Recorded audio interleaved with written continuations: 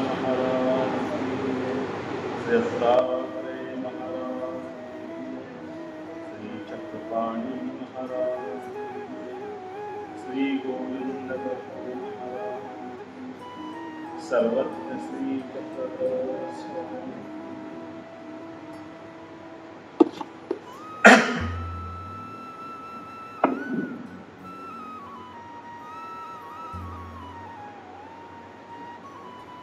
नवरात्राच्या या निरूपण मालिकेमध्ये काल आपण श्री चक्रपाणी महाराजांच्या काही महत्त्वपूर्ण वेळा ऐकल्या, ज्यामध्ये फलटणवरून स्वामींनी प्रयाण केलेलं आहे ते मातापूरच्या म्हणजे माहूरच्या दिशेने, आणि माहूरला जाऊन श्री चक्रपाणी महाराजांकडून त्यांनी ज्ञानशक्ती स्वीकारलेली आहे। ज्ञानशक्तीचा स्वीकार करून 6 महिनेपर्यंत चक्रपाणी महाराज माहूरला राहिले, आणि माहूरहून स्वामी आता द्वारकेला गेलेले आहेत, आणि द्वारकेला जीवधरणाचं त्यांचं कार्य सुरू आहे। त्यासोबत आपण असं ऐकलं की संपूर्ण शहराची स्वच्छता स्वतः चक्रपाणी महाराज आपल्या हातांनी करत असायचे, तो कुंदा जो असायचा तो सुपामध्ये वरून भगवतीमध्ये नेऊन टाकायचे, आणि अनंता जीवांना ज्ञानदान विद्यादान देत आहेत, 52 पुरुषांना विद्यादान दिलेलं आहे, आणि अशा प्रकारे स्वामींचं उद्धरण कार्य सुरू झालेलं आहे।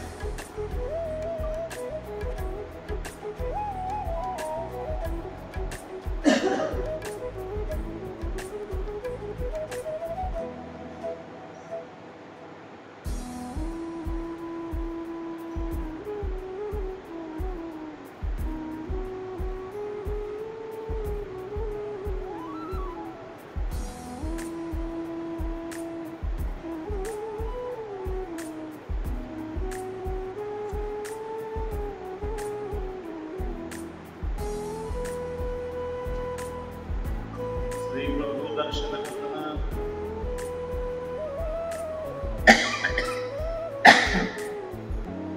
भट्टी पुसले की श्री प्रभु कवली ऋषी परामर्श करिले।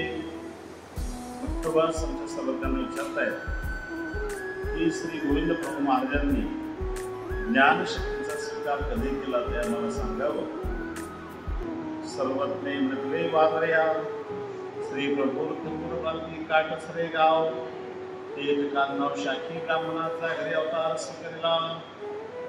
श्री प्रभू महाराजांनी वृद्धपूर परिसरामध्ये काटसूर नावाचं जे गाव आहे तिथे कान्नाव शाखा ब्राह्मणाच्या घरी आहे, पण ती कराडे शाखा ही आहे कान्नाव शाखा। कान्नाव शाखेमध्ये ब्राह्मणाच्या घरी अवतार श्री प्रभूंनी स्वीकारलेला आहे। हा अवतार जो आहे तो दवडण्याचा आहे। दवडण्याचं मला त्या दिवशी सांगितलं होतं, दवडण्याचा अवतार कसा असतो की एखादा जीव त्या गर्भामध्ये आलेला आहे, 2, 4 महिने 6 महिने तो झालेला आहे त्याचा गर्भ, त्या गर्भात असलेल्या जीवाला काढून परमेश्वर त्या अवतार धारण करत असतो। आणि अवतार धारण केल्यावर होतं काय की त्या जीवाचे जे गुणधर्म आहे, त्या जीवाचे जे देहधर्म आहे ते सर्व परमेश्वर स्वीकारत असतो। आता श्री प्रभू मी जिथे अवतार धारण केला त्या गर्भामध्ये जो येणारा जीव होता थोडासा वेडस येणार, थोडासा वेडसर असा येणार जन्माला, आणि मग त्याचेच देहधर्म जीवधर्म श्री प्रभूंनी परमेश्वराने स्वीकारलेला आहे, आणि म्हणून स्वामींचं श्री प्रभूंचं वागणं थोडंसं वेडसर असं होतं, वेड्यासारखं दिसायचं, वरपांगी। अनंत नायक पिता नेमायसे माता, वडिलांचं नाव अनंत नायक आहे आणि मातेचं नाव नेमायस आहे। गुंडमराव ऐसे नाव स्वीकारले, आणि गुंडमराव असं त्याचं नाव ठेवलेलं आहे। काय व्हायचं की मुलं व्हायची पण मुलं वाचत नसायची, आणि अशी बरीच मुलं झाली वाचली नाही, आणि म्हणून आई वडिलांनी असं ठरवलं की या मुलाचं नाव असं काहीतरी वेगळं ठेवायचं, पूर्वी ठेवायचे असे नाव, गुंडू असं नाव ठेवलं आहे। आणि मग मात्र काय झालं की त्यानंतर श्री प्रभू स्वतः ते परमेश्वर अवतार होते ते वाचलेले आहे, परंतु झालं काय की काही दिवसातच आई वडील मात्र यांचे वारलेले आहेत आणि मग मामा मावशी यांनी यांना वाढवलेलं आहे, लहानसं मोठं केलेलं आहे आणि लहानसं मोठं केल्यानंतर तिथे तिकोपाध्यायांकडे गोपदेवोपाध्यायांकडे त्यांचं शिक्षणही झालेलं आहे, वेदांचा अभ्यास त्यांचा झालेला आहे. मी तुम्हाला काल सांगितलं होतं की बाकीच्या मुलांना जे महिन्याभरामध्ये येत नव्हता अभ्यास, तो श्रीप्रभू एका दिवसात तो अभ्यास करायचे. मुलांना एका वर्षात जो अभ्यास येत असायचा तो श्रीप्रभू एका महिन्यामध्ये करायचे. त्याच्यात बुद्धिमत्ता स्वीकारली होती भगवंताने आणि अशा प्रकारे तो अभ्यास तिथे झालेला आहे. आणि अभ्यास झाल्यानंतर संन्यास त्यांनी घेतलेला आहे. संन्यास घेऊन त्यांच्यासोबत शुक्ल भट्ट आणि रुंडीराव असे त्यांचे 2 गुरुबंधू होते. त्यांच्यासोबत श्रीप्रभू बाबा द्वारकेला आलेले आहेत. श्रीप्रभू गोमतीचा तरी वाळवंटी उघड आसन स्वीकारले. श्रीप्रभू त्या गोमतीच्या तीरावर वाळवंटामध्ये बसलेले आहेत. कृष्णजीन हाती दंड असे बसायला ते संन्यासी लोकांचे जीन असते की नाही तसं ते जीन होतं. हातामध्ये दंड होता, थोडा देवपाठ होता, सर्व ठेवलेलं आहे. प्राणायाम धरुणी बसले असे आणि प्राणायाम संन्यासी लोक जसा प्राणायाम करतात तसा प्राणायाम करून ते बसलेले आहेत. मंत्र जपत होते. पुढाजवळ दुंडीरावळ बसले असे आणि मंत्रोच्चार त्यांचा चाललेला आहे आणि जवळ दुंडीरावळ नावाचे त्यांचे जे गुरुबंधू होते तेही बसलेले आहेत. पासी सेजे शुक्ल भट्टही बसले असे. शुक्ल भट्ट सुद्धा त्यांच्या शेजारी बसलेले आहेत. तेही दोघे जपत बसले असे. दोघे मंत्रोच्चार करतायत. दुंडीरावळ ते संन्यासी तवश्री चक्रपाणी रावळ अवधूत वेशे बिदी गोदरिया झाडोने सुपे पंजे भरुणी मामा म्हणून माथा ठेवले.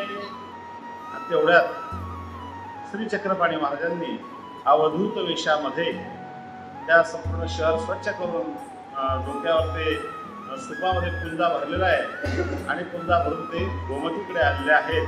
त्या गोमतीमध्ये तो पुंजा टाकलेला आहे, निक्षेपलेला आहे. हातामध्ये सूप आहे आणि खराटाई आहे, दोन्ही आहे आणि असं करत करत तिथे आलेले आहेत. तवपुडा गोमतीचा तरी वाळवंटा श्रीप्रभू आसनी बसले असती. वाळवंटामध्ये श्रीप्रभू आसने विराजमान झालेले होते. श्री चक्रपाणी रावळी श्रीप्रभू देखील श्री चक्रपाणी महाराजांनी श्रीप्रभूंना बघितलेलं आहे आणि बघितल्यानंतर काय करतायत, श्रीप्रभूकडे विजय केले. श्रीप्रभूंकडे ते चक्रपाणी महाराज आलेले आहेत भेटण्यासाठी त्यांना. श्री चक्रपाणी रावळाचा उजवा करी खराटा असे. उजव्या हातामध्ये खराटा होता, डावी करी सूप असे आणि डाव्या हातामध्ये सूप होतं. श्री चक्रपाणी रावळी श्रीप्रभूच्या माथ्यावर सूप ठेवले आणि सूप त्यांच्या माथ्यावर श्री चक्रपाणी महाराजांनी श्रीप्रभूंच्या माथ्यावर ते सूप ठेवलेलं आहे आणि वरी खराट्याचा घाव दिला आणि त्या सुपावरच वरून खराट्याचा मार दिलेला आहे, घाव दिलेला आहे. एक दिवसना खराटे आणि म्हणजे खराटा मारला त्यांच्या डोक्यावर. दोन्ही देवा भेट झाली आणि मग दोन्ही देवाची भेट झालेली आहे. चक्रपाणी महाराजांची आणि गोविंद प्रभूंची भेट झालेली आहे. मग खेव दिले. मग दोघांनी एकांना क्षेवालिंगन दिलेलं आहे. अतिशय आनंदानं दोघे अवतार एकमेकांना भेटलेले आहेत. तव श्री प्रभू परावर स्वीकारले, अवराच्छा दिले, परप्रकट केले आणि तिथून त्यांनी ज्ञानशक्तीचा स्वीकार श्रीप्रभूंनी केलेला आहे. पर आणि अवर या दोन्ही विद्यार्थ्यांनी स्वीकारलेल्या आहेत आणि शक्ती स्वीकारलेल्या आहेत आणि पर प्रगट केले आणि अवराच्छा दिलाय. अशा प्रकारे त्यांनी त्यातून ज्ञानशक्तीचा स्वीकार केला. ते आपण आता जर बघितलं थोडंसं, श्री दत्तात्रय गुरूंपासून श्री चक्रपाणी महाराजांनी ज्ञानशक्तीचा स्वीकार केला, बरोबर माऊरला. आणि त्या श्री चक्रपाणी पासून गोविंद प्रभूंनी ज्ञानशक्तीचा स्वीकार केला. गुरु शिष्य परंपरा आपली कशी आलेली आहे अवतारांची हे आपल्याला दिसतं आणि भविष्यामध्ये नंतर याच गोविंद प्रभूंपासून आमचे सर्वज्ञ चक्रधर स्वामी ज्ञानशक्तीचा स्वीकार करतात. अशी गुरु शिष्य परंपरा एकमेकांची आलेली आहे.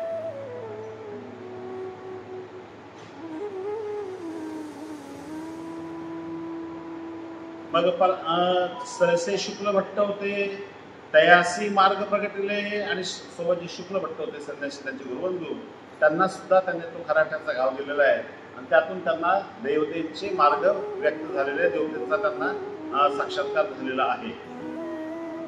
दुंडीरावळातील सोपे आणि तयासी सकळ मंत्र सिद्धी प्रगट क्रिया आणि धुंडीराव जे होते त्यांना मात्र संपूर्ण वेदांच्या उपनिषदांचे आणि बाकीच्या ज्या देवतेचे मंत्र असतात त्या मंत्र त्यांना संपूर्ण सिद्धी प्राप्त झालेली आहे. ज्या अष्टमहासिद्धी आहेत त्यातल्या काही ज्या सिद्धी आहेत त्या त्यांना प्राप्त झालेल्या आहेत. तिथून रावळा मंत्र जात विदित झाले आणि तिथून त्या रावळांना मंत्र विद्या प्राप्त झालेली आहे. दुंडेरावळा ते खराटीने त्यासी मंत्र जात विदित सिद्धी प्रकटल्या. शुक्ल भट्टा त्याने दुंडेरावळा ते अवलोकनी विद्या संक्रमिली. शुक्ल भट्टाला आणि दुंडेरावळांना दोघांनाही त्यांनी विद्या प्रदान केलेली आहे. श्री चक्रपाणी राव ते खराटे नांदते त्यासी मार्ग प्रगट येते. आणि श्री चक्रपाणी राव ज्यांना खराट्यानं आणत होते त्यांना मार्ग म्हणजे देवतेचा मार्ग प्रगट होत होता. आणि ज्यांना खराट्यानं सुपाने आणायचे त्यांना सुद्धा अशा प्रकारे विद्या प्राप्त होत असायच्या. श्री चक्रपाणी रावळी श्री प्रभूचा दंड मोडला. दंड होता संन्याशांचा दंड असतो. दंड घेतला मोडून टाकला श्री चक्रपाणी महाराजांनी. तो गोमती अंतू घातला गोमतीमध्ये फेकून दिला. देव पाठी भरणे गोमतीमध्ये पाणी अत्यंत केले आणि देवपाठ सुद्धा सुपामध्ये भरून गोमतीमध्ये ते सुद्धा नेऊन टाकलेलं आहे. मग श्री चक्रपाणी रावळी विजय केले आणि मग अशा प्रकारे श्री चक्रपाणी महाराज इथून निघून गेलेले. श्री प्रभू श्री चक्रपाणी रावळाचे गुंफेचे अवस्थान झाले. श्री प्रभूंना चक्रपाणी रावळांच्या गुंफेमध्ये थांबलेले आहेत. जाऊन ते अवस्थान झालेलं आहे. गुंफा आपण बघितलं त्याच्या खोल अशा खाली आहेत ना. गेला तुम्ही द्वारकेची गुंफा पाताळ गुंफा ती त्या पाताळ गुंफा.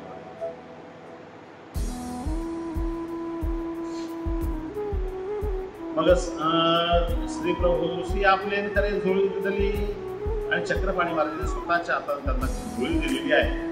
आता आपण मागे बघितलं की दत्तात्रय प्रभूंनी सुद्धा चक्रपाणी महाराजांना झोळी दिलेली होती आणि अशा प्रकारे इथे आता चक्रपाणी महाराजांनी त्यांना झोळी दिलेली आहे.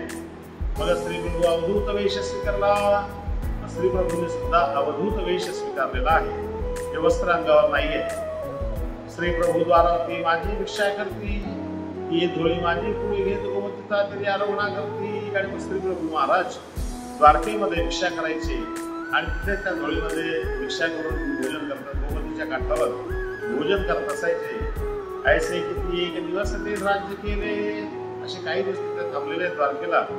आणि मग श्री प्रभू श्री चक्रपाणी रावळासी आज्ञा मागून रुद्रपुरा विजय केले. मग श्री प्रभूंनी श्री चक्रपाणी महाराजांची आज्ञा घेतलेली आहे आणि त्याची आज्ञा घेऊन श्री प्रभू बाबा रुद्रपूरला आलेले आहेत. ब्राह्मणा शस्त्र भोजन चरितार्थ कथन. सर्वज्ञ म्हटले बाई कवणी एकू ब्राह्मण द्वारावती शस्त्र भोजन करीन म्हणून पव्या सरसा द्वारावती निघाला. आणि एकदा काय झालं ते म्हणतात की एक कोणीतरी ब्राह्मण त्यांना असं ठरवलं की द्वारकेला जायचं. द्वारकेला 1000 ब्राह्मणांना भोजन द्यायचं. पूर्वी काय असं गाड्या घोड्या असं काही नव्हतं. बैलगाडी घ्यायची किंवा एखादा गाडी नसते मग एखादा बैल घ्यायचा. त्या बैलावर सर्व साहित्य टाकायचं. शिदा आटा किंवा काही जास्त द्रव्य अंतरण बांधून त्या बैलावर टाकायचं आणि हे ती पायी चालायचं. अशा प्रकारे दोघं पती पत्नी निघाले. त्या बैलावर सर्व साहित्य ठेवलं आणि चालले निघाले चालले. अचानक मध्ये रस्त्यामध्ये जंगल होतं. त्या जंगलात काय झालं की चोर दबा धरून बसलेले. पूर्वी असे दरोडेखोर असायचे आणि ते त्या रस्त्यामध्ये लोकांना लुटायचं काम करायचे. अशा प्रकारे हे वाटसर चाललेले होते. याच्यासोबत बैलही होता, साहित्य होतं, पैसा अडका होता. थोडाफार काही 1000 ब्राह्मणांना भोजन करायचं म्हटलं तर पैसा लागणारच. शिदा आटाही होता. हे सगळं त्या बैलावर लादलेलं होतं.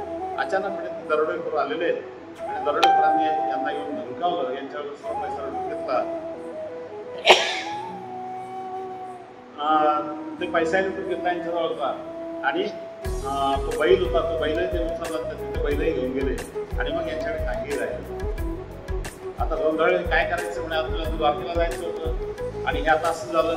लुटल्या गेलो आपण, लुबाडला गेलो. पण आता ठीक आहे 1000 ब्राह्मणांना भोजन नाही दिलं जाणार आपल्याला. पण किंवा देवाचं दर्शन तर घेऊन आलो तर या दर्शन घेऊन येऊन आले द्वारकेमध्ये आले, फिरले वगैरे. म्हणजे आता 1000 ब्राह्मणांना भोजन द्यायचं होतं आपल्याला. पण आपण ब्राह्मणांना भोजन देऊ शकणार नाही. ब्राह्मण पत्नी म्हणते चिंता करू नकोस. जेव्हा ब्राह्मण लुटत होते की नाही बाया हुशार असतात. ते दरोडेखोर लुटत होते की नाही ते दरोडेखोर लुटता त्या बाईच्या लक्षात आलं की आता लुटणार आपल्याला. एक दागिना होता चांगला मोठा. तो पटकन त्यामुळे काय केलं, तोंडात घातलं. आता तोंडात घातल्यामुळे काय झालं की त्या चोरांच्या लक्षात नाही आलं कधी तोंडात घातलाय पाहिजे. तो दागिना तोंडात राहिला आणि त्या चोरांना तो काही दागिना सापडला नाही. पटकन त्या बाईने चोर निघून गेला तर आपल्या गाठोड्यात बांधून घेतला होता.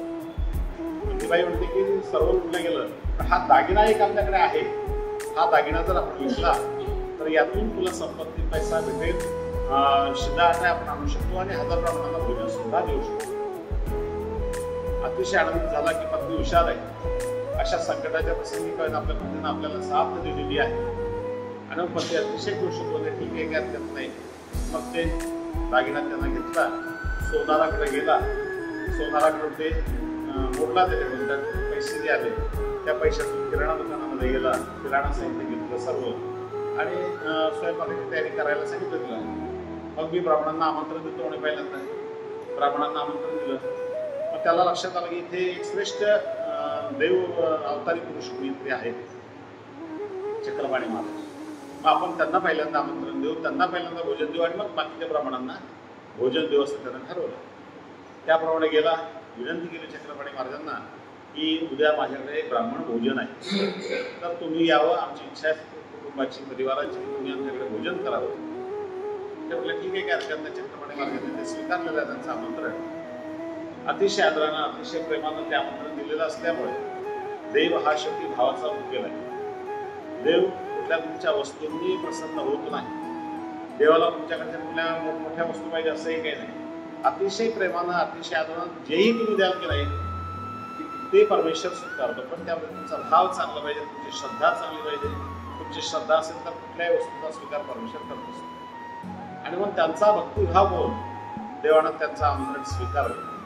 ठीक आहे म्हणे, काय हरकत नाही, उद्या तुम्ही मला तुमची तयारी झाली की बोलवायला या, त्यावेळेवर मी येईल.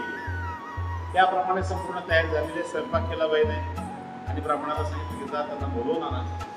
त्याप्रमाणे ब्राह्मण आलेले आहेत. देवाला दंडवत केला, देवाला सांगितलं देवा तुमच्याला चला, तुम्ही विनंती केली. आणि मग ब्राह्मणासोबत चक्रपाणी महाराज त्याच्या घरी तो यात्रेकरू होता, बाहेर आलेला कुठेतरी एखाद्या धर्मशाळेत कुठेतरी दिवस असेल अशा ठिकाणी चक्रपाणी महाराजांना भोजनाला ते घेऊन गेलेले आहेत. भोजन बसायला टाकलं छानपैकी, पुढे चौरंग ठेवलेला आहे, पत्रावळी वाढली आणि जेवणाचं सर्व वाढलं, संकल्प वगैरे केला आणि प्रार्थना केली देवा स्वीकार करा भोजन. जेवायला लागले, स्वयंपाक केला तर सर्व चांगला पदार्थ केले, सर्वच केलेले. मग एक पोळी खाल्ली, 2 पोळी खाल्ली, 3 पोळ्या खाल्ल्या, देवाचं जेवण सुरू. एक माणसाचं जेवण साधारण जेवढं असतं तेवढं जेवण झालेलं, 2 माणसाचं जेवण झालं, जेवतात देव. 3 माणसाचं 10 अर्ध सर्व स्वयंपाक 500 रुपयात एकटाच करून टाकतो. बाई तर घाबरली, 1000 लोकांना जीव घालायचं असं, आता एकटा हा जेवलाय माणूस, 999 लोक बाकी आहेत ना, त्यांना कसं द्यायचं. आणि मनामध्ये विचार करायला लागले नवऱ्याला, असं कसं काय म्हणून तुम्ही आणला, याला एकट्याचं 500 तर खाऊन टाकला, 1000 लोक कशी जीव घालायचे आपण. त्या नवऱ्याला म्हणते तर तू शांत व्हायची असेल तर बघू आपण काय होईल. आणि असं म्हटल्यावर देवाला ते जाणलं त्यांच्या मनातला भाव आणि जेवण थांबवलं. कुठले हात धुतला, निघून गेले. बाई म्हणते आता काय करायचं, 500 लोकांना कसं जीव घालणार, 500 लोक बाकी येतात, 1000 लोक बाकी येतात, 999 त्यांना कसं जीव घालायचं म्हणून मनामध्ये चिंता आहे. पण देवाला आठवण लावलं, म्हणजे बघू आता काय होईल ते बघूया. आणि असं पत्रावळी उचलली त्याच्या खाली बरोबर 1 वर्ष जेवेल असं पात्र पूर्णपणे ठेवलेलं पदार्थ. बाईला आश्चर्य वाटलं, देव तर जेवले, देवाला काही ठेवलं होतं आपण पात्रावर, हे खाली कसं काय एक पात्र. उचललं ते पत्र, जसं ठेवलं त्याच्या खाली पुन्हा एक पात्र दिसलं. असा करून बरोबर 500 पत्रावळ्या तशाच्या तशा पूर्ण भरलेल्या 1 वर्ष जेवण करेल एवढं पत्रावळी पूर्णपणे भरलेली दिसली आहे. मग ब्राह्मण म्हणतो, अगं बापरे काय तू असा प्रकार केला, तू असं मनामध्ये काय आणलं, याच्याच ठिकाणी मला खऱ्या अर्थाने भोजन घडलं असतं तर हे हजारो ब्राह्मणांच्या वर कितीतरी मला पुण्य लागलं असतं, तू असं मनामध्ये काय आणलं. परंतु शेवटी बायांचं काटकसरी स्वभाव असतो, बायांना करायचं असतं, त्यांना माहिती आहे की आणखी 500 लोकांना स्वयंपाक कसा करायचा. घरात 2 पाव घातले तरी बायांना टेन्शन असतं, कसं जीव घालायचं बाकीच्यांना. म्हणून ओळखतो की ठीक आहे काय हरकत नाही, मग त्यांना क्षमा मागितली देवाची. आणि मग बाकीच्या ब्राह्मणांना भोजन दिलेलं आहे. त्या जीवनामध्ये हा भाव महत्वाचा आहे. परमेश्वर तुमचा भाव स्वीकारत असतो, तुमची भक्ती स्वीकारत असतो. आणि मग कुठलाही पदार्थ असेल तर तो परमेश्वर स्वीकारणार आहे, त्याच्यामध्ये काही प्रश्न नाही. परंतु भाव आपण चांगला असला पाहिजे, श्रद्धा आपली चांगली असते.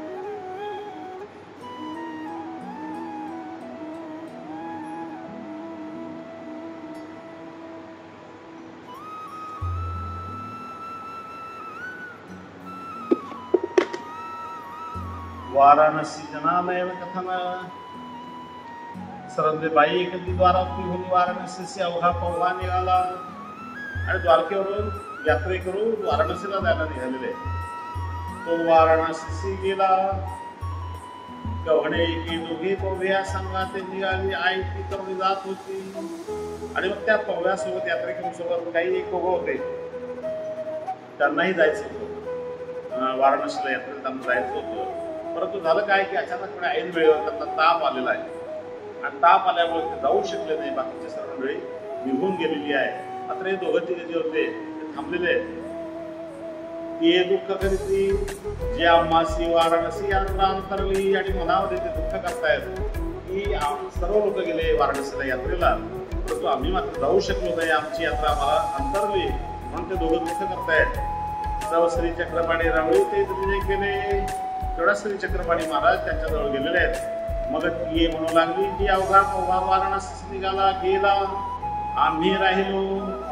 मग ते चक्रपाणी महाराजांना सांगतायत की जीजी सर्व यात्रेकरू आपल्या गावातले वाराणसीला गेले, तिथे पोहोचले सुद्धा, आम्ही मात्र जाऊ शकलेलो नाही. यात्रा अंतरली, आम्हाला यात्रा अंतरली आहे. श्री चक्रपाणी रावळे म्हटले तुम्ही राहा, हे तुम्ही पौर्णिमेचा दिवशी वाराणसी नेईल.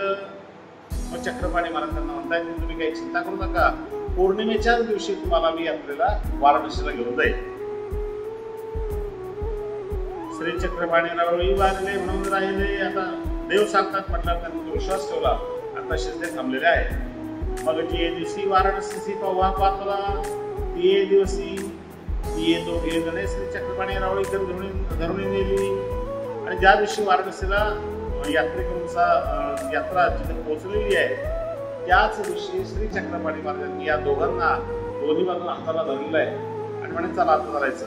आणि असं म्हणून काही क्षणातच चक्रपाणी महाराज वाराणसीला या दोघांना घेऊन पोहोचलेले आहेत.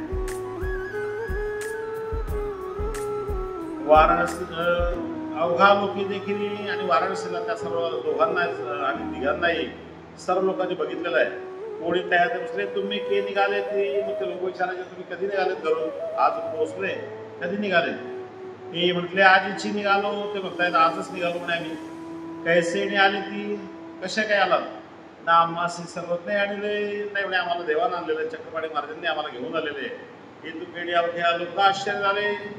दयाचा तीर्थविधी झाला आणि मग त्यांना सर्व आश्चर्य वाटलेले की एका दिवसामध्ये श्री चक्रपाणी महाराजांनी इथं इतक्या दूर यांना कसं काय आणलं. आणि म्हणून मग ते सर्व चकित झालेले आहे आणि त्यांचा तीर्थविधी झालेला आहे. तिथे फिरलेले आहे, सर्व त्यांनी स्नानावृत्ती केलेली आहे. श्री चक्रपाणी रावळ मागवती तयार येत ते धुवाचे घेऊन निघाले आणि मग तेव्हा सर्व विधी आटोक्यानंतर चक्रपाणी महाराजांनी परत त्यांना दोघांना हाताला धरलेलं आहे आणि त्याच दिवशी एका दिवसात गेले आणि आले सुद्धा. असा प्रकार त्यांची यात्रा सर्व त्यांनी केलेली आहे. आणि मग सर्वच लोकांना आश्चर्य वाटलं की एका दिवसात त्यांनी नेलं आणि आणलं कसं, चकित सर्व लोक झालेले आहेत. वृषभ आपण कथन सर्वज्ञ म्हटले बाई वाराणसी प्रांतिक कवणी एकी सिद्धनाथाचे देऊळ असे.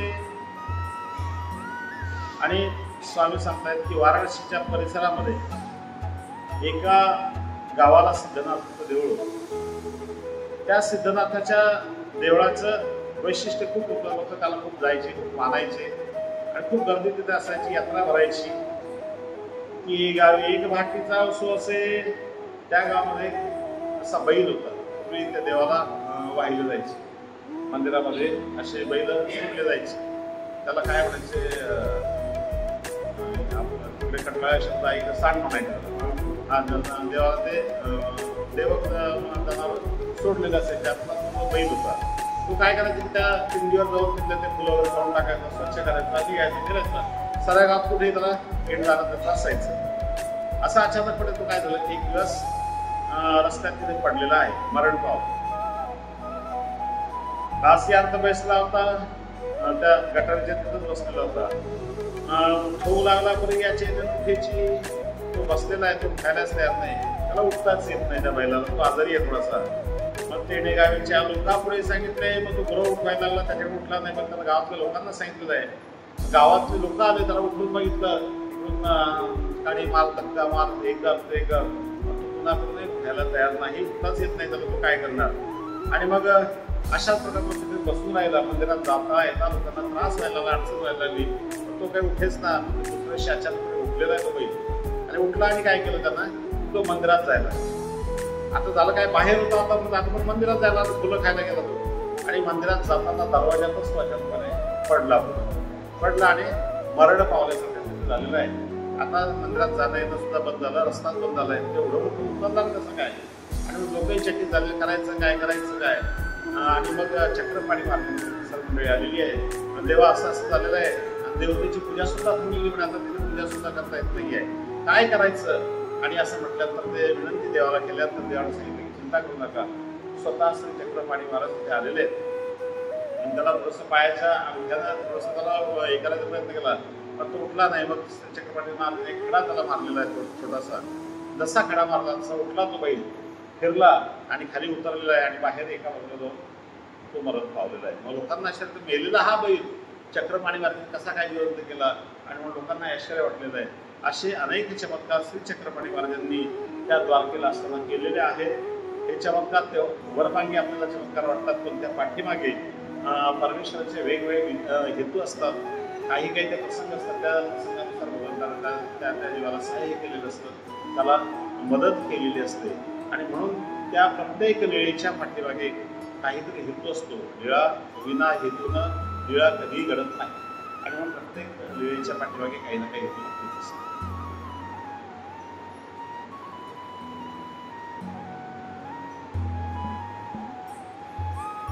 दत्तात्रय महाराजांच्या चरित्रामध्ये आपण बघितलं की कशा प्रकारे ते ब्रह्मा विष्णू महादेव माता अनुसयेचं सत्व घेण्यासाठी तिथे आलेले आहेत. आणि माता अनुसयेचं सत्व घेण्याचा त्यांनी प्रयत्न केलेला आहे, परंतु तिचं सत्व ते हरण करू शकले नाही. आणि गारगोट्यांचा भात सुद्धा श्री दत्तात्रय महाराजांच्या कृपा प्रसादानं त्या गारगोट्यांचा सुद्धा भात झालेला आहे. आणि त्या गारगोट्यांचा भात करून त्या मातेने त्यांना भोजन दिलेलं आहे. आणि त्यांना बालरूप प्राप्त झालं होतं. त्या बालरूप झालेल्या प्राप्त झालेल्या मुलांना त्या मातेनं भोजन घालून पाळण्यात झोपवलेलं आहे. आणि पाळण्यात झोपवून त्यांना ओवे अंगाई गीत गाते आहे, असं संपूर्ण कथानक आपण काल ऐकलेलं आहे. आणि त्या पुढचं कथानक आता आपल्याला ऐकायला मिळणार आहे.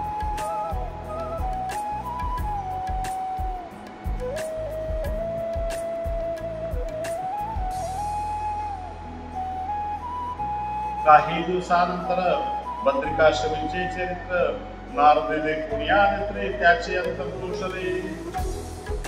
आणि काही दिवसानंतर होतं काय की बद्रिकाश्रमाची संपूर्ण घटना नारदानं बघितली. त्या ब्रह्मा विष्णू महादेवाला तिघांनाही बालरूप प्राप्त झालेलं बघून नारदाला हसू आलेलं आहे. एवढे मोठे देव लोक म्हणे तिघ, पण यांना काय बालरूप प्राप्त झालं. आणि मग तो नारद सुद्धा हसतोय, त्याला गंमत वाटते त्या सर्व गोष्टींची. यांची कशी फजिती झाली तो म्हणतोय बघा म्हणे, बरीच झाली गंमत माझे पुरले मनोरथ सांगत आहे गुणत काही अद्भुत दिसले. आणि मग ते म्हणतात की आपण गंमत करायला गेलो, परंतु आता माझी जी मनोच्छा होती पूर्ण झालेली आहे. आणि पार्वती आणि याची जी अहंकार होता तो सुद्धा कमी झालेला आहे. आणि म्हणून आता याचं पुढचा काहीतरी मार्ग आपण काढला पाहिजे. ज्यासी त्रिलोकी गमन तेणे अंतरिक्षी प्रयाण करोनी पावला ब्रह्मसत्ता सावित्रीस भेटून बसत असे. आणि त्याला त्रिलोकाचं गमन आहे. स्वर्ग मृत्यू पाता या तिन्ही ठिकाणी नारद जाऊ शकत होते.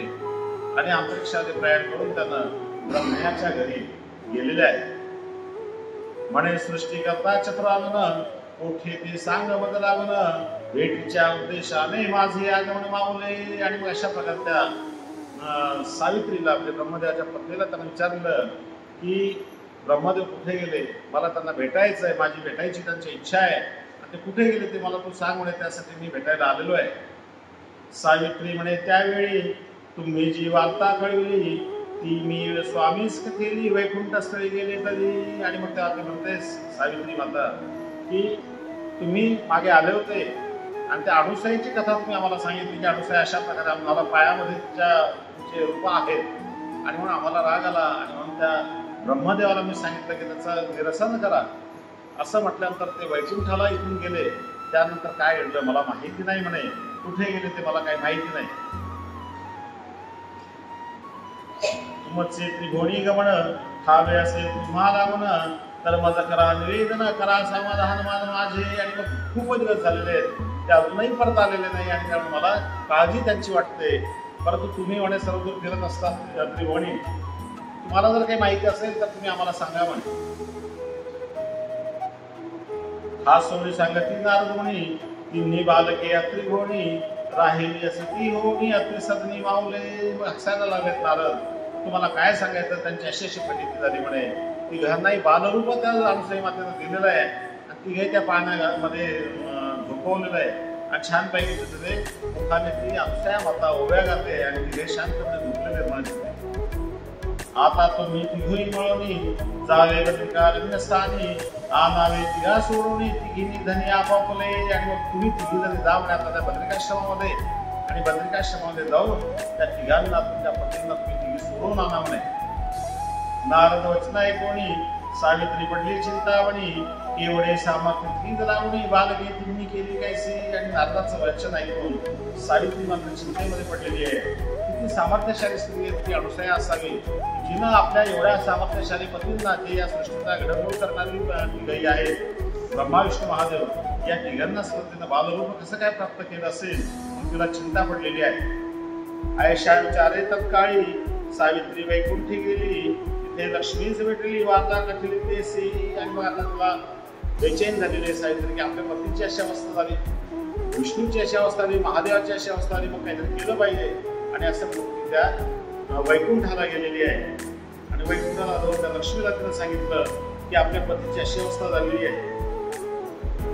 ऐकोणी दुसरा स्थिती तीही पडली चिंतावणी दोघी जावणी कैलासाप्रती दुर्गे प्रती भेटल्या. आणि असं म्हटलं तुला एक चिंता वाटली लक्ष्मीला की आपल्याला विष्णूची अशी अवस्था आली म्हटलं ती काळजी पडलेली आहे. आणि मग त्या दोघे मिळून तिसरीच्या घरी म्हणजे पार्वतीकडे गेलेल्या आहे. म्हणती बाई अपूर्व झाले तिन्ही देवता आली बाळे अनुसयेचे बळागळे नारदे कथले येऊनी. आणि मग ते म्हणतात की तीनही देव अशा प्रकारे बालकाचं रूप प्राप्त झालेलं आहे. अनुसया जी आहे ती महासती पतिव्रता आहे आणि तिनं या आपल्या पतींना बालरूप प्राप्त करून दिलेलं आहे असं नारदांना मला येऊन सांगितलं. स्वर्ग मृत्यू पाताळी पाहता विधिवान सुमन आहे सुनिता विष्णुवीन प्रतिपाळिता नदसे संहारदा शंभून. आणि स्वर्ग मृत्यू पाताळी पाहता म्हणे ब्रह्मदेवा वाचून जन्मस्थान जो आहे सृष्टीचा निर्माता तो ब्रह्मदेव आहे, त्याच्याशिवाय दुसरं कोणी नाही. विष्णू हा प्रतिपालन करणारा आहे सर्वांना, त्याच्याशिवाय दुसरं कोणी प्रतिपालन करणार नाही. आणि संहार करणारा शंभू आहे, महादेव आहे. ते तिघं जर त्यांना जर बालरूप प्राप्त झालं तर या सृष्टीची व्यवस्था थांबून जाईल आणि म्हणून काहीतरी आपण केलं पाहिजे. बरे त्यासी बालवयसा आणाया समर्थ कोण ऐसा शरण गेला विना पैसा पती सहसन लाभावी. आणि म्हणतात की त्यांना आणण्यासाठी कुणी आता समर्थ नाही, कुणी त्यांना आणू शकत नाही. आपणच आपण त्यांना शरण गेलं पाहिजे. त्या अनुसयेला आपण जर त्यांना शरण गेलो तरच ते आपले पती आपल्याला पुन्हा प्राप्त होतील. आयशा तिघी संवादल्या मृत्यू लोकी चालल्या अनुसयेच्या मंदिरी आल्या आणि भेटल्या सतीसी. आणि अशा तिघींनी एकमेकांमध्ये संवाद केलेला आहे, गोष्टी केलेल्या आहेत आणि तिघे सुद्धा अनुसयेच्या मंदिरी आलेल्या आहेत आणि त्या मातेला भेटलेल्या आहेत. त्या जे नारदे कथले होते तेच देखील दृष्टी पाहते पुढे आश्चर्य तेथे ते सावध चित्ते परिसावे. आणि नारदाला जसं सांगितलं होतं तसं तिला त्या तिघींनाही तिथे तिथे अतृषीच्या आश्रमामध्ये अवस्था दिसलेली आहे. आणि मग ते बघितल्यानंतर तिघी चकित झालेल्या आहेत. तिघांना छोटे छोटे मुलं बालकं झालेली आहे. सावित्री लक्ष्मी पार्वती आद्या माहुरात सती बैसू घालून शिवरात्री कुसे आरती या वयाची. आणि मग त्या तिघी आलेल्या बघून अनुसया माते त्यांना तिघांना बसायला टाकलेलं छानपैकी.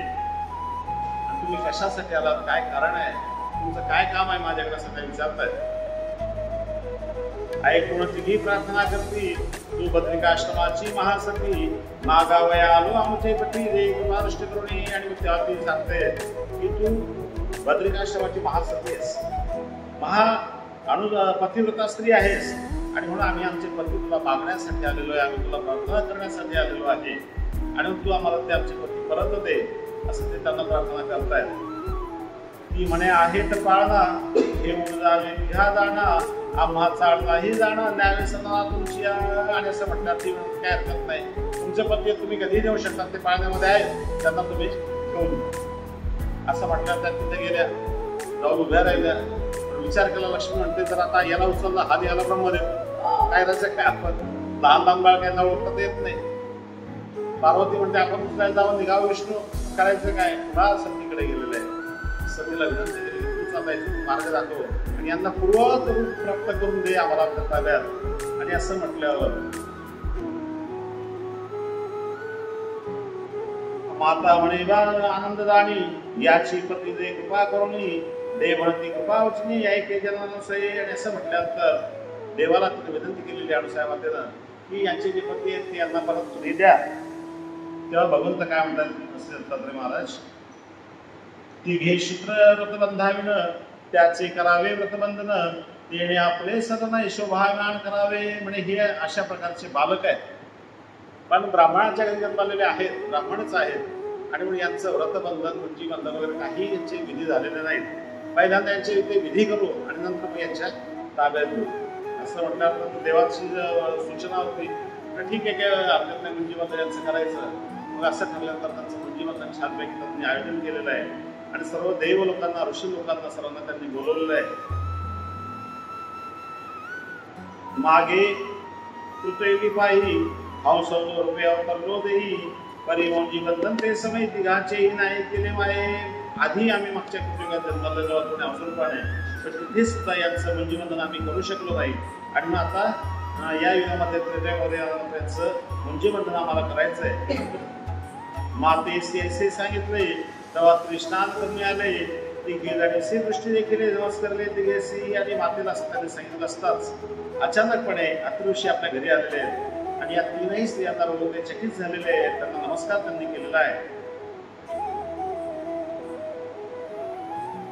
की हा कैवल्यदानीश्वर तुमचे क्लेश आनंदर परब्रह्म वस्तू निर्विकार क्रीडे साकार होऊन या. तिघे त्या परमेश्वराची प्रार्थना विनंती करतायत आणि स्तुती करतायत की हा कैवल्यदानीश्वर तुमच्या घरी अवतार धारण केलेला आहे आणि जीवांचा उद्धार करण्यासाठी तो इथे आलेला आहे. सांगे पतिव्रता अनुसया या तिन्ही बालकांच्या स्त्रिया आल्या तुम्ही मागाव्या आपल्या ठायापासून. आणि तेव्हा ते सांगतायत अनुसया माता ऋषींना, या तिन्ही बालकांच्या या स्त्रिया आहेत, पत्नी आहेत आणि या त्या आपल्याला पतीला मागायला आलेल्या आहेत.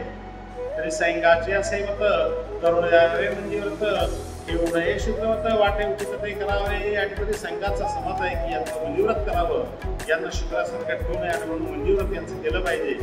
असं म्हटल्यावर की ठीक आहे, तुम्हाला जसं योग्य वाटेल तसं करा. कोण मनी संतोषी धाडी पत्रिका ऋषी बोलवाया समजतासी तया वृत्तासी अवधारा. आणि असं म्हटल्यावर ऋषी लोकांना निमंत्रण देण्यासाठी ऋषींना पत्रिका पाठवलेल्या आहेत आणि सर्वांना बोलवलेल्या ऋषी लोकांना. ब्रह्मा विष्णू आणि रुद्र तिघा अर्भकासी सूत्र अर्पायाचे वृत्तसारा सैंगे मामागार देविले. आणि अशा प्रकारे ब्रह्मा विष्णू आणि रुद्र महादेव या तिघांचं मुंजीबंधन आपल्याला करायचं आहे आणि असं सैन्याने सांगितलं, असं त्यांनी निरोप दिलेला आहे सर्वांना. जो अनंत ब्रह्मांडाचा करता त्या सैन्याची कृपा होता नाही मुहूर्ताची सत्ता यावे पाहता कुंकुमपत्र. आणि त्या तो अनंत ब्रह्मांडाचा करता आहे त्या दत्तात्रय भगवंताची कृपा झाल्यानंतर कुठल्याही मुहूर्ताची गरज नाही, म्हणे कुठल्या मुहूर्ताची आवश्यकताही वाटत नाही. परंतु तुम्ही आम्ही निरोप दिल्या कुठलाही मुहूर्त बघू नका आणि लगेच परत या, असं त्यांनी त्यांना सांगितलेलं आहे.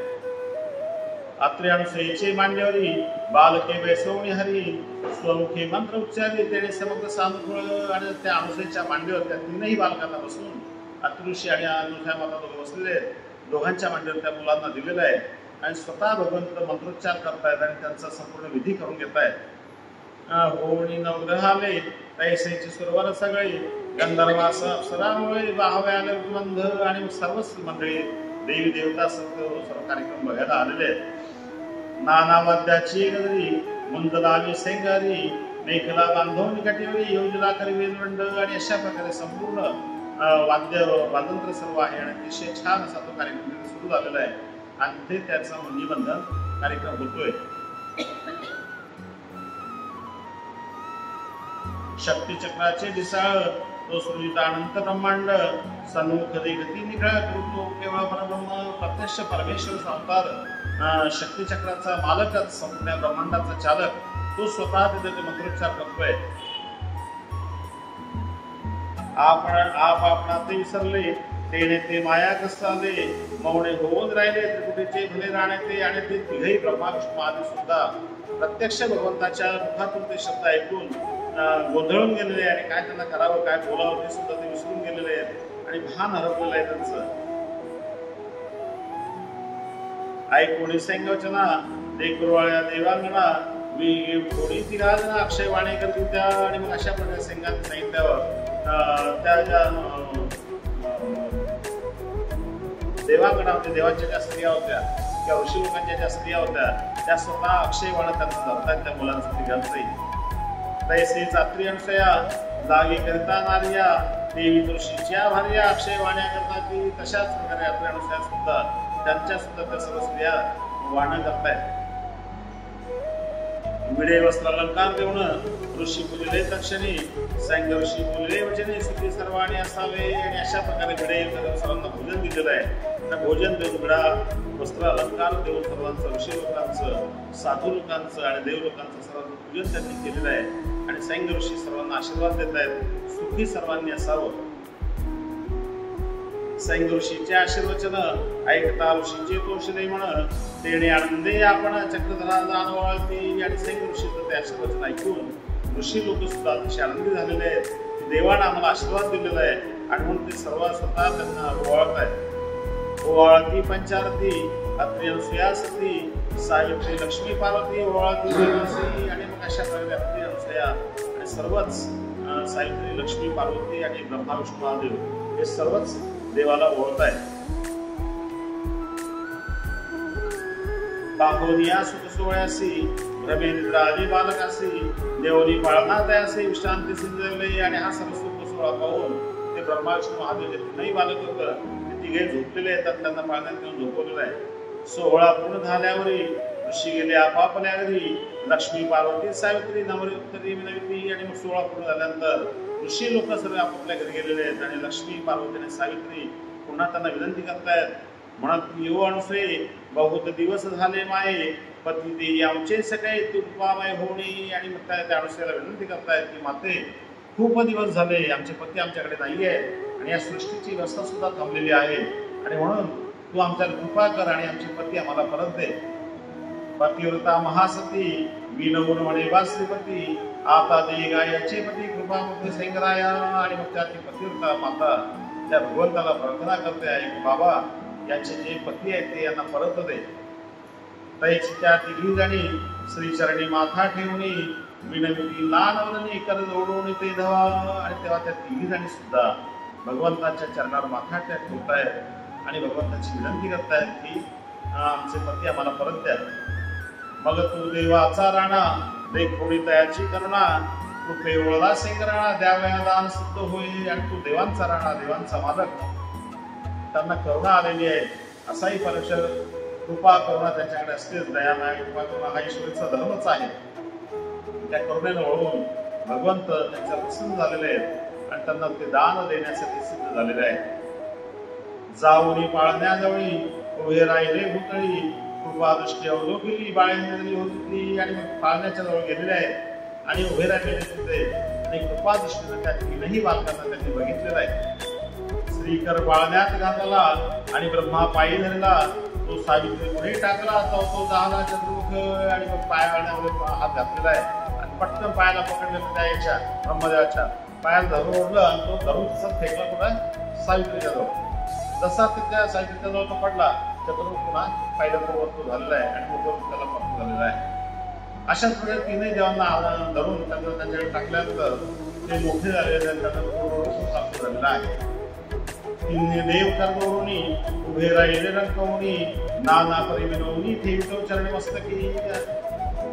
मस्तक आणि अशा प्रकारे मग तिघही देव हात जोडून समोर उभे राहिलेले रंक होऊन त्यांच्या समोर उभे राहिलेले परमेश्वराच्या समोर आणि नाना परी विनंती करून त्यांच्या चरणावर मस्तक ते ठेवतायत विनंती करतायत देवाला प्रार्थना करतायत. लीन चित्ती होऊन या तिन्ही देव निधने दान दत्त म्हणत या कारण अत्रि तनय म्हणून दत्तात्रय म्हणे ग्रंथी मग आणि अशा प्रकारे तीन देवांना दान दिलं. त्रय दत्त म्हणजे देव दत्त या शब्दाचा अर्थ होतो दैन. तीन जण दान दिले ब्रह्मा विष्णू महादेव म्हणून त्याचं नाव दत्तात्रय असं झालं. मूळ नाव काय त्यांचं? सैंग ऋषी नाव होतं. परंतु 3 लोक दान दिले, ब्रह्मविष्णू महादेव दान दिले म्हणून दत्तात्रय असं झालेलं आहे. आणि वडिलांचं नाव अत्रेय होतं म्हणून त्या दिवशी दत्तात्रय असंही म्हटलं जातं. पण नाव दत्तात्रय तेव्हापासून पडलेलं आहे. मूळचं नाव आपलं सैंग आहे. आता बऱ्याच लोकांना अशी शंका असते, ही मूळ कथा आहे आणि प्राचीन ग्रंथामध्ये सुद्धा हाच उल्लेख आहे. प्राचीन जेवढेही ग्रंथ आहे की दत्तात्रय महाराजांच्या संबंधातले, त्याच्यामध्ये अशी कुठलीही मूर्त नाही की ज्याला 3 मुख आहेत, 1 शरीर आहे, असं कुठलाही प्रकार नाही. परंतु ही कथा कशी झाली, याचा निर्मिती कशी झाली तुम्हाला थोडक्यात माहिती म्हणून सांगतो. एकदा काय झालं की हिंदू धर्म अतिशय प्राचीन आहे, सनातन धर्म ज्याला आपण म्हणतो. सनातन धर्मामध्ये ब्रह्मा विष्णू महादेव हे सर्व एकाच याच्यातले मानले जातात. परंतु तरी सुद्धा हिंदू धर्मामध्ये एवढे मतभेद एकमेकांमध्ये होते. शंकराचे भक्त ते शैव, विष्णूचे भक्त ते वैष्णव. शैव आणि वैष्णव यांच्यामध्ये एवढा मोठा वाद होता की दोघे एकमेकांचे तोंड पाहत. शंकराचा भक्त विष्णूच्या भक्ताची निंदा करायचा आणि विष्णूचा भक्त शंकराच्या भक्ताची निंदा करायचा. विष्णूच्या भक्तांना शंकराची भक्ती करून टाकायचा आणि शंकराच्या भक्तांना विष्णूची निंदा भक्ती करून टाकायचा. दोघांमध्ये एवढा वाद, प्रचंड वाद होता. याच्यासाठी उदाहरण तुम्हाला असं देतो. एकदा काय झालं की प्रल्हाद होते की नाही, भक्त प्रल्हाद ज्यांना आपण म्हणतो, ते भक्त प्रल्हाद होते विष्णूचे भक्त. त्यांचे वडील कोण होते? हिरण्यकश्यप. तो हिरण्यकश्यप होता शंकराचा भक्त. आणि मग तो म्हणायचा हर म्हण, माझ्या शंकराची भक्ती करतो. तो म्हणायचा मी हरी म्हणेन. तो हरी म्हणायचा.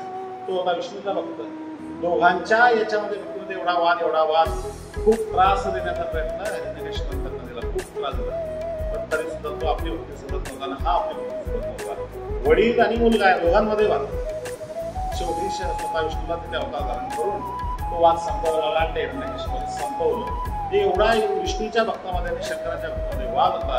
आणि हे दोनही हिंदू धर्माचे दैवत होते. परंतु तरी सुद्धा या हिंदू धर्मात या दोघांच्या भक्तांमुळे वाद निर्माण झाले होते आणि हिंदू धर्म खंडित झाला होता. आता खंडित झालेला धर्म कुठेतरी एकत्र कसा आणायचा, त्या काळी विद्वान ब्राह्मण होते, विद्वान लोक होते. त्यांनी ठरवलं की याचं काहीतरी आपण निरसन केलं पाहिजे, याचा काही उपाय शोधला पाहिजे आणि दोघंही संप्रदाय एकत्र आले पाहिजे, जेणेकरून हिंदू धर्म पुन्हा बळकट होईल. मग करायचं काय? तर काही एका विद्वानाने अशी कल्पना मांडली की दोघंही तिघही एकत्र, ब्रह्मा विष्णू महादेव काही वेगळे नाही आहेत, हे एकच आहेत, अशी संकल्पना आपण आणली पाहिजे. आणि त्यांनी एकत्र अवतार धारण केलेला आहे कुठेतरी, असं आपण केलं पाहिजे. नाही तसा अवतार काही एकत्र धारण केलेलं नाही तिघांनी कुणी एकत्र नाही. म्हणजे अतृषीच्या घरी असा थोडासा काही प्रकार घटना घडलेली आहे. कशी आहे तर ते कुठे या तिघांना दान दिलेलं आहे. त्यांनी म्हटलं तेव्हा तुझ्या घरी आम्हाला घेऊन दे, पण तसा काही प्रकार तिथे झालेला नाही. परंतु काहीतरी आता तिथे तर आपण तिथे जोडलं तर येऊ शकतं. कारण तिथे सोम आणि दुर्वा असे 2 मुलं त्यांना आधीच होते. सोम आहे आणि दुर्वास आहे. दुर्वासा सर्व इतिहासामध्ये, पुराणांमध्ये, महाभारतामध्ये सर्व दुर्वास विषय आलेले. आणि म्हणते आता करायचं काहीतरी संकल्पना आपल्याला मांडावी लागेल. आणि म्हणून त्यांनी सांगितलं की असा एक मुलगा जन्माला आला अतृषीच्या घरी. दत्तात्रय महाराज तर आहेतच, पण त्यांच्या ठिकाणी अशी संकल्पना आपण करूया, 3ही जणांचा अवतार एक दत्त महाराज आहे, अशी जर आपण कल्पना मांडली तर कदाचित दत्तात्रय महाराजांना त्या काळी सुद्धा सर्व लोक मानत. दत्तात्रय हा अवतार असा आहे की त्याला विरोध कुणाचा नाही, सर्व अनुकूल आहे दत्तात्रय महाराजांच्या बद्दल. आणि म्हणून दत्तात्रय महाराजांच्या अनुकूल अवतार कुठलाच नाही. आणि त्यांच्याचबद्दल आपण ही कल्पना मांडावी, या तिघांनी दत्तात्रयाच्या रूपाने अवतार धारण केलेला 3 मुख्य दत्त आपण असं करूया. आणि ती तशी संकल्पना मांडल्या गेली आणि त्यानंतर हा वाद हिंदू धर्मातला मिटलेला आहे. आणि म्हणून त्या काळापासून 3 मुखी दत्ताची संकल्पना अस्तित्वात आलेली आहे. परंतु मुळात मात्र एकमुखी दत्ताचेच सैंग जे आहे ते सैंग म्हणजे परब्रह्म परमेश्वराचा अवतार श्री दत्तात्रय महाराज आहेत आणि तेच मूळ दत्त आहेत. आणि म्हणून त्याच दत्ताची भक्ती करणं खऱ्या अर्थाने परब्रह्म परमेश्वराची भक्ती करणं आहे. बाकी आपण ती केलाची भक्ती ब्रह्मा विष्णू महादेवाकडे जाणारी आहे, ती भक्ती आपल्याला मान्य नाही. देवतेची भक्ती आपण करत नाही, आपण एका परमेश्वराची भक्ती करत असतो. आणि म्हणून त्या परमेश्वराची भक्ती करत असताना खरं रूप होते एक भक्ती दत्ताच आहे आणि ते आपल्याला आपण मानत असतो. सर्वज्ञ श्री चक्रधर स्वामी